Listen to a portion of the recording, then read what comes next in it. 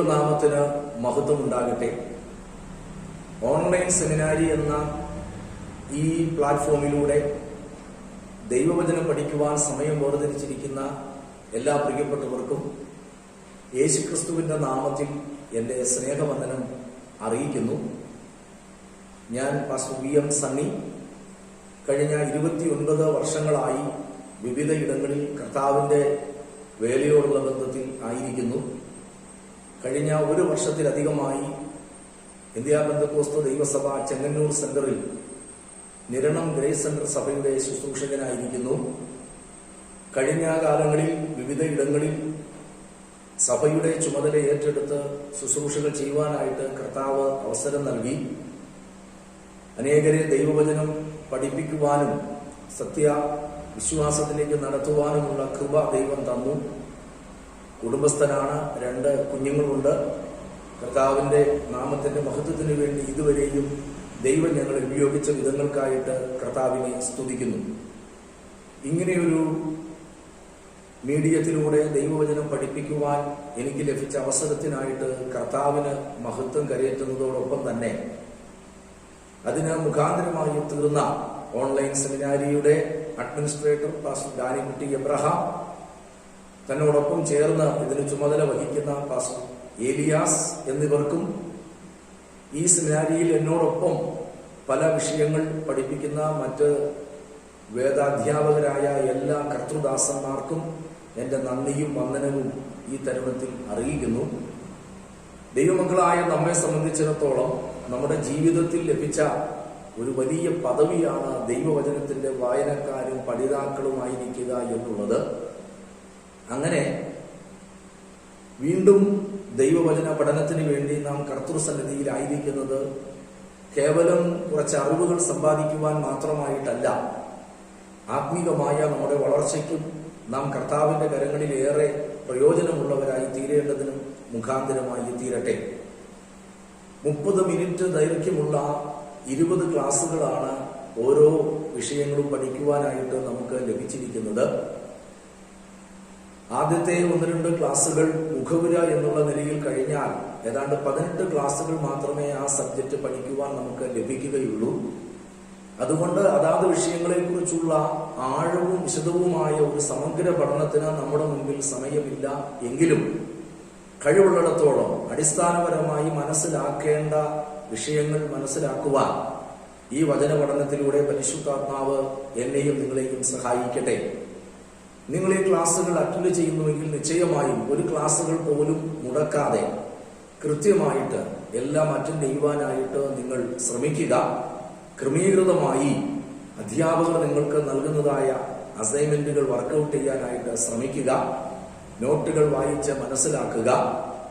ഈ പഠനത്തിന്റെ ഭാഗമായി നൽകുന്ന ബൈബിൾ റെഫറൻസ് വായിച്ചു നോക്കി ബോധ്യമുള്ളവരായി തീരുക. ആ നിലയിൽ വളരെ നല്ല പങ്കാളിത്തം ഇതിൽ വഹിക്കുവാൻ സ്വർഗത്തിലെ ദൈവം നിങ്ങളെല്ലാവരെയും സഹായിക്കട്ടെ. ഈ 1ാം സെമസ്റ്ററിൽ എനിക്ക് ലഭിച്ചിരിക്കുന്ന വിഷയം പഴയ നിയമ സർവേ എന്നുള്ളതാണ്. 18 ക്ലാസ്സുകൾ കൊണ്ട് പഴയ നിയമ പുസ്തകങ്ങളുടെ ഒരു സമഗ്ര പഠനം സാധ്യമല്ല. എങ്കിലും ഓരോ പുസ്തകത്തെയും കുറിച്ചുള്ള ഒരു കണ്ടൻസ്ഡ് ഔട്ട്ലൈൻ 10-15 മിനിറ്റിനകത്ത് ഒതുങ്ങുന്നത് നൽകുവാൻ മാത്രമേ കഴിയൂ. എങ്കിലും അത് പ്രയോജനപ്പെടുത്തുവാൻ പരിശുദ്ധാത്മാവ് സഹായിക്കട്ടെ. ദൈവവചനത്തെക്കുറിച്ച് നമ്മൾ ചിന്തിച്ചാൽ ദൈവത്തിന്റെ ഒരു പ്രത്യേക പുസ്തകമാണ് ദൈവത്തിന്റെ വചനം. മറ്റ് പുസ്തകങ്ങൾ പോലെയല്ല, ഇതൊരു അമാനുഷികമായ ഗ്രന്ഥമാണ്. പരിശുദ്ധാത്മാവിന്റെ നിയോഗം ലഭിച്ച പല വ്യക്തികളാൽ രചിക്കപ്പെട്ട ഒരു ഗ്രന്ഥമാണ് വിശുദ്ധ ബൈബിൾ എന്ന് പറയുന്നത്. അപ്പോസ്തലനായ പൗലോസ് തന്റെ പ്രിയമകനായ തിമോത്തിയോസിന് എഴുതിയ 2-ാം ലേഖനം 3-ാം അധ്യായത്തിന്റെ 16-ാമത്തെ വാക്യത്തിൽ നാം ഇങ്ങനെ വായിക്കുന്നു: എല്ലാ തിരുവെഴുത്തും ദൈവശ്വാസീയമാകയാൽ. അതുപോലെ തന്നെ അപ്പോസ്തലനായ പത്രോസിന്റെ 2-ാം ലേഖനം 1-ാം അധ്യായം 20-21 വാക്യങ്ങളിൽ നാം ഇങ്ങനെ വായിക്കുന്നു: തിരുവെഴുത്തിലെ പ്രവചനമൊന്നും സ്വയമായ വ്യാഖ്യാനത്താൽ ഉളവാകുന്നതല്ല, ദൈവകൽപ്പനയാൽ മനുഷ്യർ പരിശുദ്ധാത്മ നിയോഗം പ്രാപിച്ചിട്ട് സംസാരിച്ചതത്രേ. നമുക്കറിയാം, ലോകത്തിൽ ദ ബെസ്റ്റ് സെല്ലർ എന്നറിയപ്പെടുന്ന ഒരു ഗ്രന്ഥമാണ് വിശുദ്ധ വേദപുസ്തകം. മറ്റേത് ഗ്രന്ഥങ്ങളെക്കാളും ഏറ്റവും കൂടുതൽ വിറ്റഴിക്കപ്പെടുന്ന ഒരു ഗ്രന്ഥം. ലോകത്തിൽ മറ്റേതൊരു പുസ്തകവും തർജ്ജമ ചെയ്തിട്ടുള്ളതിനേക്കാളും കൂടുതൽ ഭാഷകളിലേക്ക് തർജ്ജമ ചെയ്യപ്പെട്ടിട്ടുള്ള ഒരു ഗ്രന്ഥം. അടിസ്ഥാനപരമായി 3 ഭാഷകളിലാണ് വേദപുസ്തകം എഴുതപ്പെട്ടിരിക്കുന്നത്. എബ്രായ ഭാഷ, അരാമ്യ ഭാഷ, ഗ്രീക്ക് ഭാഷ.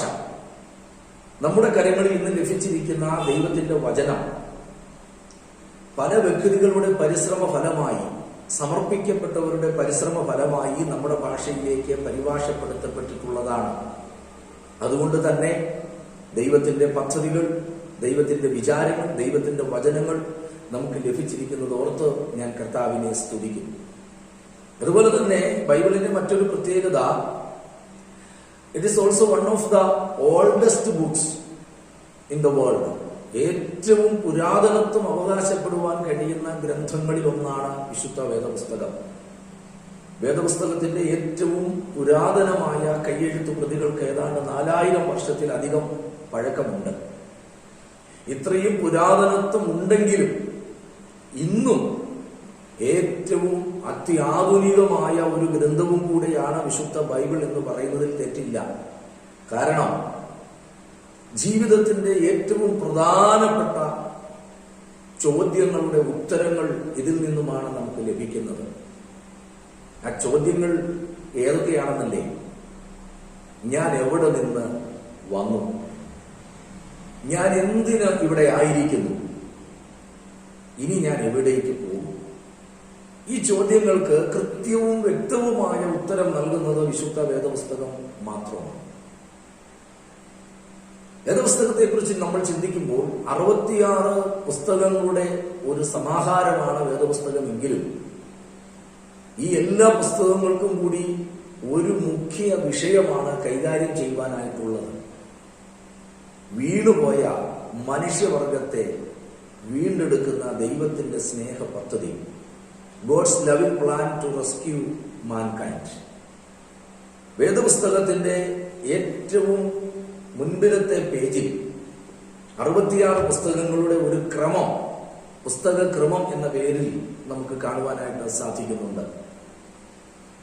വേദപുസ്തകം 2 ഭാഗങ്ങളായി വിഭജിക്കപ്പെട്ടിരിക്കുന്നു. ഒന്ന് പഴയ നിയമം, ഒന്ന് പുതിയ നിയമം. യേശുക്രിസ്തുവിന്റെ ജനനത്തിന് മുമ്പ് അല്ലെങ്കിൽ ജനനം വരെ ദൈവം താൻ തിരഞ്ഞെടുത്ത ജനങ്ങളോട് എങ്ങനെ ഇടപെട്ടു, അവരോടുള്ള ബന്ധത്തിൽ എങ്ങനെ ദൈവം തന്റെ പ്രവൃത്തി ചെയ്തു എന്നുള്ളതിന്റെ വിശദീകരണമാണ് പഴയ നിയമം. പ്രിയപ്പെട്ടവരെ, നാം ഈ ലോകത്തിലായിരിക്കുമ്പോൾ നമ്മുടെ ജീവിതത്തിൽ നമുക്ക് സ്ഥാപിക്കാനും നേടിയെടുക്കുവാനും കഴിയുന്ന ഏറ്റവും പ്രാധാന്യമുള്ള ബന്ധം നമ്മുടെ ദൈവവുമായിട്ടുള്ളതാണ്. ദൈവവചന വായനയിലൂടെ ദൈവം എങ്ങനെയുള്ളവൻ എന്ന് നമുക്ക് ഗ്രഹിപ്പാനായിട്ട് സാധിക്കുന്നു. അവന്റെ വിചാരങ്ങൾ, അവന്റെ പദ്ധതികൾ, നമുക്ക് വേണ്ടിയുള്ള ദൈവത്തിന്റെ വാഗ്ദത്തങ്ങളൊക്കെ നമുക്ക് അതിലൂടെ ഗ്രഹിപ്പാനായിട്ട് സാധിക്കുന്നു. നമ്മുടെ വിഷയത്തിലേക്ക് പ്രവേശിക്കുന്നതിന് മുന്നമേ ദൈവവചന പഠിതാക്കളായ നിങ്ങളും ഞാനും എല്ലാം അറിഞ്ഞിരിക്കുവാൻ അത്യാവശ്യമായിരിക്കുന്ന ചില കാര്യങ്ങൾ ആമുഖം എന്നുള്ള നിലയിൽ ഞാൻ ഈ ക്ലാസ്സിൽ ഉറപ്പിക്കുവാനായിട്ട് താല്പര്യപ്പെടുകയാണ്. എന്തുകൊണ്ട് നാം ദൈവവചനം പഠിക്കണം? Why do we study Bible? അതോടുള്ള ബന്ധത്തിൽ അതിപ്രധാനപ്പെട്ട 10 കാര്യങ്ങൾ ഞാൻ നിങ്ങളെ ഓർപ്പിക്കുവാൻ താല്പര്യപ്പെടുന്നു. ദൈവമക്കളെ സംബന്ധിച്ചിടത്തോളം ദൈവവചനവുമായുള്ള ബന്ധം വളരെ പ്രധാനപ്പെട്ടതാണ്. ദൈവവചനത്തോടൊരു ദൈവവൈതലിന് എത്രമാത്രം ബന്ധമുണ്ടോ അതിനാനുപാതികമായിട്ടായിരിക്കും ദൈവത്തോടുള്ള അവന്റെ ബന്ധം. നിരന്തരമായ ദൈവവചന വായനയിലൂടെയും ധ്യാനത്തിലൂടെയും അല്ലാതെ തന്നെക്കുറിച്ചുള്ള ദൈവ ഇഷ്ടം മനസ്സിലാക്കി ജീവിതത്തെ ക്രമപ്പെടുത്തി ദൈവത്തോടുള്ള ബന്ധത്തിൽ വളരുവാൻ ഒരു ദൈവ പൈതലിന് ഒരിക്കലും സാധ്യമല്ല. മാത്രമല്ല, ദൈവത്തിന്റെ വചനം എന്ന് പറയുന്നത് ദൈവത്തിന്റെ മനസ്സാണ്. സർവശക്തനായ ദൈവത്തിന്റെ അത്ഭുതകരമായ പദ്ധതികളുടെയും പ്രവൃത്തികളുടെയും വെളിപ്പാടായ ദൈവവചനം നമ്മുടെ കരങ്ങളിൽ നമ്മുടെ ഭാഷയിൽ ലഭിച്ചിരിക്കുന്നു എന്നുള്ളത് ഒരു ഭാഗ്യകരമായ വസ്തുത തന്നെയാണ്. നമ്മുടെ രാജ്യത്ത് തങ്ങളുടെ മാതൃഭാഷയിൽ ഈ വചനത്തിന്റെ ഒരു വാക്യം പോലും പരിഭാഷപ്പെടുത്തി കിട്ടിയിട്ടില്ലാത്ത ആയിരക്കണക്കിന് ജനസമൂഹങ്ങൾ ഉണ്ടെന്നുള്ളത് മനസ്സിലാക്കുമ്പോൾ നമ്മുടെ ഹൃദയത്തിന്റെ ഭാഷയായ നമ്മുടെ മാതൃഭാഷയിൽ ഈ വചനം ലഭിച്ചു എന്നുള്ളത് നന്ദിയോടെ നാം ഓർക്കേണ്ട ഒരു കാര്യമാണ്. ഇനി നാം ദൈവവചനം പഠിക്കേണ്ടതിന്റെ പ്രാധാന്യം എന്താണെന്ന് നമുക്ക് തിരുവെഴുത്തിൽ നിന്ന് ചിന്തിക്കാം. ഒന്നാം, ദൈവമക്കൾ ദൈവത്തിന്റെ വചനം വായിക്കുക, പഠിക്കുക എന്നുള്ളത് കർത്താവിന്റെ കൽപ്പനയാണ്. ആവർത്തന പുസ്തകം 6-ാം അധ്യായത്തിന്റെ 6 മുതൽ 9 വരെയുള്ള വാക്യങ്ങളിൽ പഴയ നിയമ ഇസ്രായേലിനോടുള്ള ബന്ധത്തിൽ ദൈവം നൽകുന്ന വ്യവസ്ഥ നമുക്ക് വായിക്കാനായിട്ട് സാധിക്കുന്നുണ്ട്. ഈ വചനം നിരന്തരമായിട്ട് നീ വായിക്കണം. നിന്റെ കുഞ്ഞുങ്ങൾക്ക് ഇത് പഠിപ്പിച്ചു കൊടുക്കണം. നീ വീട്ടിലിരിക്കുമ്പോഴും വഴി നടക്കുമ്പോഴും കിടക്കുമ്പോഴും എഴുന്നേൽക്കുമ്പോഴും ഈ വചനങ്ങളെ കുറിച്ച് നീ സംസാരിച്ചുകൊണ്ടിരിക്കണം. നിന്റെ കൈമേൽ ഇത് പട്ടമായി കെട്ടണം. നിന്റെ വീടിന്റെ കട്ടിളക്കാലിന്മേൽ ഈ വചനം നീ എഴുതണം. നീ ഈ വചനം ധ്യാനിക്കണം. ആവർത്തന പുസ്തകം 17-ാം അധ്യായത്തിന്റെ 18 മുതൽ 20 വരെയുള്ള വാക്യങ്ങളിൽ ഇസ്രായേലിന് ഭാവിയിൽ ഒരു രാജാവ് വേണമെന്ന് തോന്നുമ്പോൾ ആ രാജധർമ്മത്തെ കുറിച്ച് കൊടുക്കുന്ന കൽപ്പനകളിൽ ദൈവം കൊടുത്ത വ്യവസ്ഥ, രാജാവിന്റെ ആയുഷ്കാലം മുഴുവൻ ഈ ദൈവവചനം, ഈ ന്യായപ്രമാണം വായിക്കുകയും ധ്യാനിക്കുകയും ചെയ്യണം. ഇതിന്റെ ഒരു പകർപ്പ് അവന്റെ കൈകളിൽ ഉണ്ടായിരിക്കണം. മാത്രമല്ല, മത്തായി സുവിശേഷം 11-ാം അധ്യായത്തിന്റെ 28 മുതൽ 30 വരെയുള്ള വാക്യങ്ങളിൽ യേശു പറഞ്ഞു, ഞാൻ സൗമ്യതയും താഴ്മയുമുള്ളവനാകയാൽ എന്റെ മുഖം ഏറ്റുകൊണ്ട് എന്നോട് പഠിപ്പി. അപ്പോൾ നാം കർത്താവിങ്കൽ നിന്ന് പഠിക്കുക എന്നുള്ളത് തിരുവചനത്ത് നൽകുന്ന ആഹ്വാനമാണ്.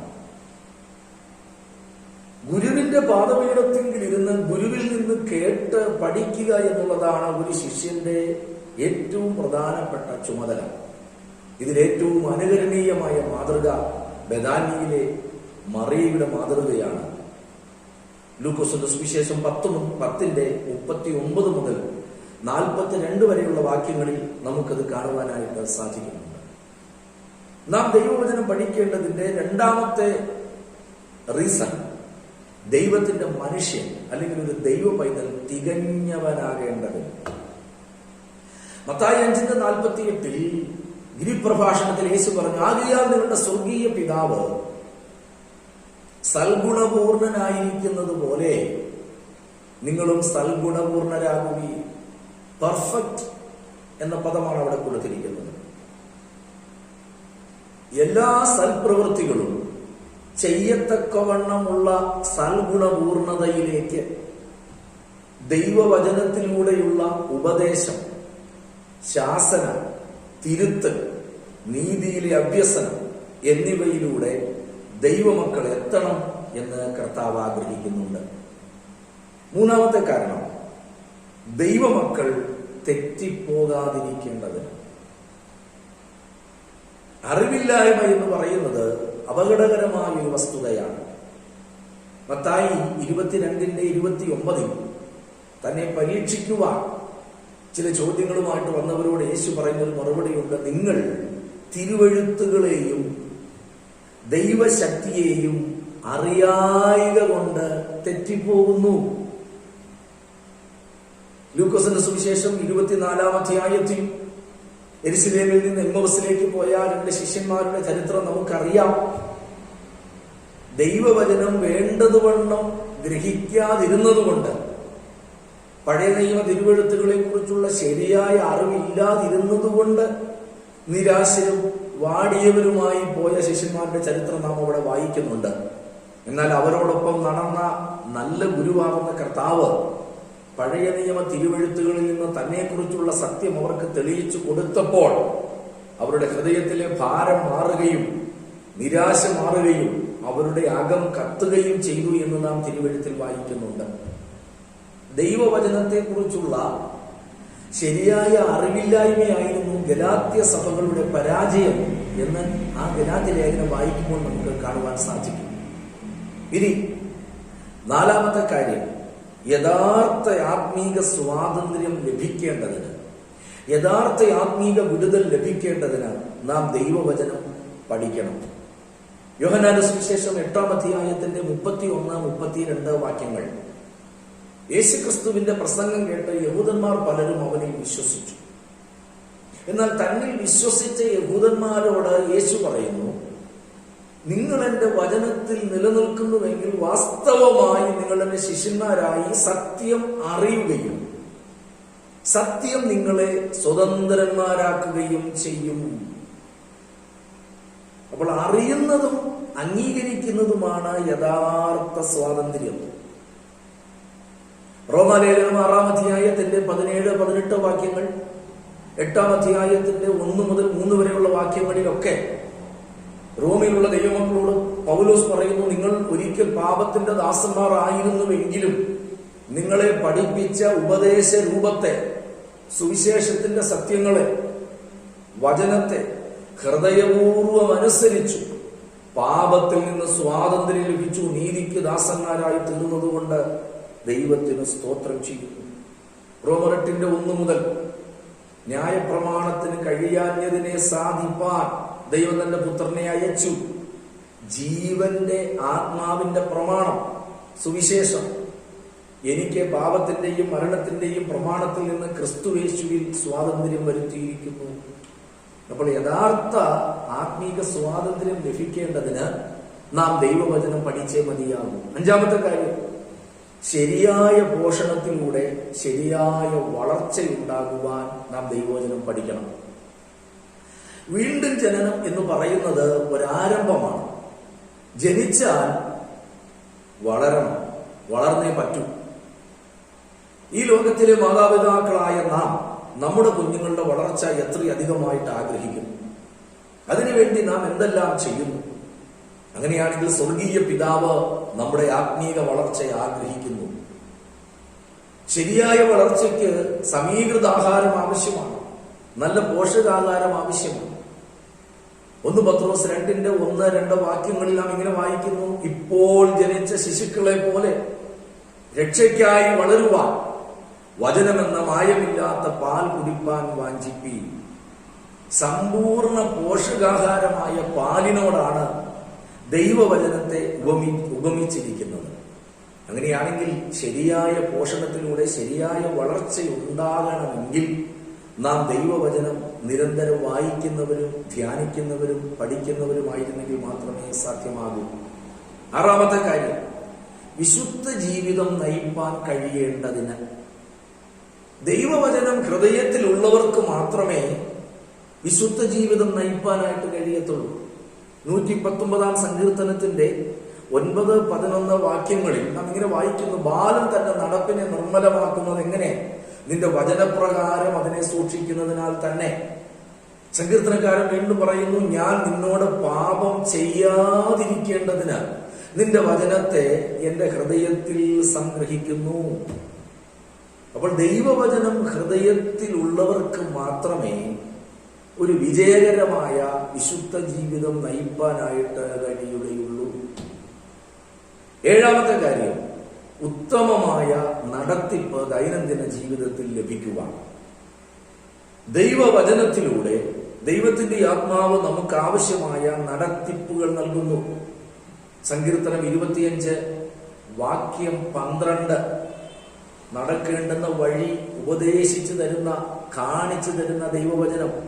സങ്കീർത്തനം 32-8 കർത്താവ് തന്റെ ജനത്തോട് പറയുന്നു, ഞാൻ നിന്നെ ഉപദേശിച്ച് നടക്കേണ്ടുന്ന വഴി നിനക്ക് കാണിച്ചു തരും, ഞാൻ നിന്റെ മേൽ ദൃഷ്ടി വെച്ച് നിനക്ക് ആലോചന പറഞ്ഞു തരും. 25-ാം സങ്കീർത്തനം 12-ാം വാക്യം, യഹോവഭക്തനായ പുരുഷന്മാർ അവൻ തിരഞ്ഞെടുക്കേണ്ടുന്ന വഴി ദൈവം അവന് കാണിച്ചു കൊടുക്കും. സങ്കീർത്തനം 73 വാക്യം 24, നീ എന്നെ വലം കൈക്ക് പിടിച്ചിരിക്കുന്നു, നിന്റെ ആലോചനയാൽ നീ എന്നെ നടത്തും. യെശയ്യാവ് 30:21, നിങ്ങൾ ഇടത്തോട്ടോ വലത്തോട്ടോ തിരിയുമ്പോൾ ഇതാകുന്നു വഴി, ഇതിലെ നടന്നുകൊള്ളുവിൻ എന്നൊരു വാക്ക് പിറകിൽ നിന്ന് കേൾക്കും. അപ്പോൾ ദൈനംദിന ആത്മീക ജീവിതത്തിൽ കൃത്യമായ ദൈവിക നടത്തിപ്പുകൾ ലഭിക്കുവാൻ ദൈവവചന പഠനം അനിവാര്യമാണ്. 8ാമത്തെ കാര്യം, സാത്താനെ ജയിക്കുവാൻ ദൈവവചനം നാം അറിയേണ്ടതും പഠിക്കേണ്ടതും ആവശ്യമാണ്. 1 യോഹന്നാൻ 2:14, ബാല്യക്കാരെ നിങ്ങൾ ശക്തരാകയാലും, അതിന്റെ കാരണം ദൈവവചനം നിങ്ങളിൽ വസിക്കയാലും, ഇനി അതിന്റെ പ്രയോജനം നിങ്ങൾ ദുഷ്ടനെ ജയിച്ചിരിക്കയാലും. അപ്പോൾ ആ വാക്യം നമ്മൾ ശ്രദ്ധിക്കുക. ദൈവവചനം നിങ്ങളിൽ വസിക്കുന്നത് കൊണ്ട് നിങ്ങൾ ശക്തരാണ്. അങ്ങനെ ആ വചനത്തിന്റെ ശക്തി നിങ്ങളിൽ ഉള്ളത് കൊണ്ട് നിങ്ങൾ ദുഷ്ടനെ ജയിച്ചിരിക്കുന്നു. അപ്പൊ സാത്താനെ ജയിക്കുവാൻ ദൈവവചനം അകത്തു വേണം. മത്തായി സുവിശേഷം 4-ാം അധ്യായത്തിൽ സ്നാനാനന്തരം യേശുക്രിസ്തു നേരിട്ട മരുഭൂമിയിലെ പരീക്ഷയിൽ 40 ദിനങ്ങളും പരീക്ഷിച്ചു കൊണ്ടിരുന്ന പിശാചിനെ യേശു ജയിച്ചു. ഒടുവിൽ കടുത്ത പരീക്ഷകളുമായി വചനത്തിലെ വാക്യങ്ങൾ ഉദ്ധരിച്ചു കൊണ്ടുവന്ന പിശാചിനെയും യേശു ജയിച്ചത് അകത്ത് സംഗ്രഹിച്ച ദൈവവചനത്താലാണെന്ന് തിരുവെഴുത്ത് നമ്മെ പഠിപ്പിക്കുന്നുണ്ട്. എഫേസ്യ ലേഖനം 6-ാം അധ്യായത്തിന്റെ 17 മുതലുള്ള വാക്യങ്ങളിൽ ദൈവത്തിന്റെ പടയാളി, ദൈവത്തിന്റെ മനുഷ്യൻ ധരിക്കേണ്ട സർവായുധ വർഗത്തെ കുറിച്ച് പറയുമ്പോൾ അവിടെ ഒരു ആയുധത്തെ കുറിച്ച് പറയുന്നു, ദൈവവചനം എന്ന ആത്മാവിന്റെ വാൾ. സാത്താനെ ജയിക്കുവാൻ ദൈവവചനം അകത്ത് ആവശ്യമുണ്ട്. 9ാമത്തെ കാര്യം, പ്രതിസന്ധികളിൽ പ്രത്യാശ ലഭിക്കുവാൻ. ദൈനംദിന ജീവിതത്തിൽ നാം നേരിടേണ്ടി വരുന്ന പ്രശ്നങ്ങളിലും പ്രതികൂലങ്ങളിലും വെല്ലുവിളികളിലും തളർന്നു പോകാതെ ഉറച്ച കാൽവയ്പുകളോടെ നമുക്ക് നിൽക്കാൻ കഴിയണമെങ്കിൽ അകത്ത് ദൈവവചനം ഉണ്ടെങ്കിലേ പറ്റൂ. 119-ാം സങ്കീർത്തനത്തിന്റെ 50, 71, 92, 93 വാക്യങ്ങളിലൊക്കെ ഭക്തൻ പറയുന്നു, നിന്റെ ന്യായപ്രമാണം എന്റെ പ്രമോദമായിരുന്നില്ലെങ്കിൽ ഞാൻ എന്റെ കഷ്ടതയിൽ നശിച്ചു പോകുമായിരുന്നു. നിന്റെ ചട്ടങ്ങളെ കൊണ്ടല്ലോ നീ എന്നെ ജീവിപ്പിച്ചിരിക്കുന്നത്. കഷ്ടതയിലും നിന്റെ വചനം എനിക്ക് ലഭിച്ചത് എനിക്ക് വലിയ ആശ്വാസമായി മാറി. അപ്പോൾ പ്രതിസന്ധികളിൽ പ്രത്യാശ ലഭിക്കുവാൻ നാം ദൈവവചനം പഠിക്കേണ്ടത് ആവശ്യമാണ്. ഒടുവിൽ 10ാമത്തെ കാര്യം, മുന്നറിയിപ്പുകളും ശാസനകളും ലഭിക്കുവാൻ. അപ്പോസ്തലനായ പൗലോസ് കൊരിന്ത്യർക്ക് ലേഖനം എഴുതിയപ്പോൾ 1-ാം ലേഖനം 10-ാം അധ്യായത്തിന്റെ 11-ാമത്തെ വാക്യത്തിൽ താൻ പറഞ്ഞു, ഈ മുന്നെഴുതിയിരിക്കുന്നതൊക്കെയും നമുക്ക് ബുദ്ധി ഉപദേശത്തിനായിട്ട് എഴുതിയിരിക്കുന്നു. ഇത് ഇസ്രായേലിന് സംഭവിച്ചു. മരുഭൂമിയിൽ കൂടെ സഞ്ചരിച്ചുകൊണ്ടിരുന്ന ഇസ്രായേലിനോടുള്ള ബന്ധത്തിലാണ് ഇത് സംഭവിച്ചത്. എന്നാൽ അത് തിരുവെഴുത്തിൽ എഴുതിയിരിക്കുന്നത് നമുക്ക്, ലോകാവസാനം വന്നെത്തിയിരിക്കുന്ന നമുക്ക് ബുദ്ധി ഉപദേശത്തിനായിട്ട് എഴുതിയിരിക്കുന്നു. വാസ്തവത്തിൽ ഇസ്രായേലിന്റെ മരുഭൂമിയിലെ യാത്ര എന്ന് പറയുന്നത് ക്രിസ്തീയ ജീവിതത്തിന്റെ ഒരു നിഴലാണ്. ഇസ്രായേലിന്റെ അനുഭവങ്ങളിൽ നിന്നും ധാരാളം പാഠങ്ങൾ നമുക്ക് ഉൾക്കൊള്ളുവാനായിട്ടുണ്ട്. അപ്പോൾ പ്രിയപ്പെട്ടവരെ, എന്തുകൊണ്ട് നാം ദൈവവചനം പഠിക്കണം എന്ന് ഇങ്ങനെ 10 കാരണങ്ങളിലൂടെ നാം മനസ്സിലാക്കുവാനായിട്ട് ഇടയായിട്ടുണ്ട്.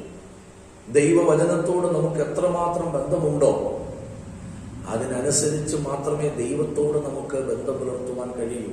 കാരണം ദൈവം തന്റെ ഹിതവും തന്റെ പദ്ധതികളും തന്റെ മനസ്സും വെളിപ്പെടുത്തിയിരിക്കുന്നത് ദൈവവചനത്തിലൂടെയാണ്. അതുകൊണ്ട് വളരെ സമർപ്പിതരായി, ഉത്സാഹികളായി, ആത്മാർത്ഥ മനസ്സുള്ളവരായി ഈ ഓൺലൈൻ സെമിനാരിയിലൂടെ ദൈവവചനം പഠിക്കുവാൻ സമയം കണ്ടെത്തിയ പ്രിയപ്പെട്ടവരായ നിങ്ങളെല്ലാവരെയും കർത്താവ് ധാരാളമായിട്ട് അനുഗ്രഹിക്കട്ടെ. ശുശ്രൂഷയിൽ അനുഭവ സമ്പന്നരായ കർത്തൃദാസന്മാരാണ് പഠിപ്പിക്കുന്നത്. ഒരു ക്ലാസ് നിങ്ങൾ മിസ് ചെയ്യരുത്. നല്ല നിലയിൽ ഇത് പ്രയോജനപ്പെടുത്തുവാൻ സ്വർഗത്തിലെ ദൈവം നമ്മെ സഹായിക്കട്ടെ എന്ന് ആഗ്രഹിച്ചും നിങ്ങൾക്കായി പ്രാർത്ഥിച്ചും കൊണ്ട് ഈ 1ാമത്തെ മുഖവുര ക്ലാസ് ഞാനിവിടെ അവസാനിപ്പിക്കുന്നു. ദൈവം നമ്മെ അനുഗ്രഹിക്കട്ടെ. എന്നാൽ നിങ്ങളൊന്ന് വർക്ക് ചെയ്യുവാൻ ഞാനൊരു അസൈൻമെന്റ് നിങ്ങളെ ഏൽപ്പിക്കുകയാണ്. ദൈവവചന പഠനത്തിനും ദൈവവചനം പരിശോധിക്കുന്നതിനും അത് ധ്യാനിക്കുന്നതിനും പ്രാധാന്യം നൽകിയ ഒരു സഭയെക്കുറിച്ച് അല്ലെങ്കിൽ ഒരു സ്ഥലത്തുള്ള ദൈവമക്കളെ കുറിച്ച് തിരുവെഴുത്ത് പറയുന്നുണ്ട്. അതാരാണെന്ന് ഒന്ന് കണ്ടെത്താനായിട്ട് ശ്രമിക്കുക. അവരുടെ ആ സവിശേഷത എന്താണെന്നും ഒന്ന് കണ്ടെത്തുവാനായിട്ട് ശ്രമിക്കുക. ദൈവം നമ്മെ അനുഗ്രഹിക്കട്ടെ. Thank you.